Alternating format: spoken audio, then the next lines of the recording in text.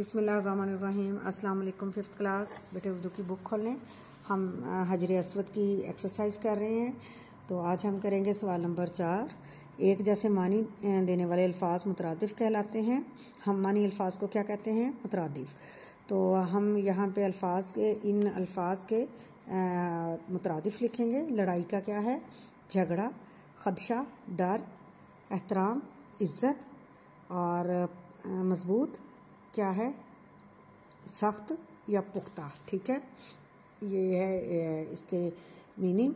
और आगे मज़ीद जो है मैं आपको जो इनके जवाबात हैं वो दिखा देती हूँ। ठीक है, तो आपने वैसे काम करना है। ठीक है, जैसे कि ये देखें, लड़ाई के आगे झगड़ा है, उससे आगे है एहतराम, इज़्ज़त, खदशा, डर, पुख्ता, पक्का, सख्त।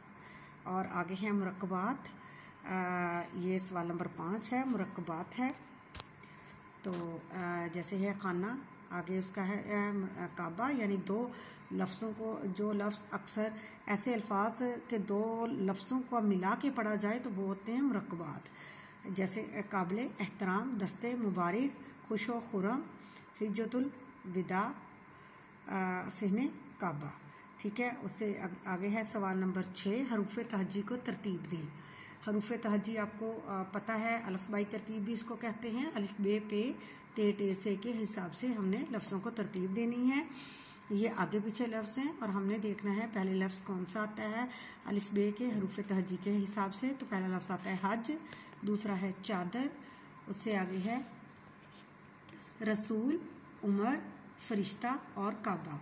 चलें जी बेटे, आज का हमारा काम मुकम्मल हुआ और इंशाल्लाह अगले दिन हम अपना अगला काम करेंगे। अल्लाह हाफिज़।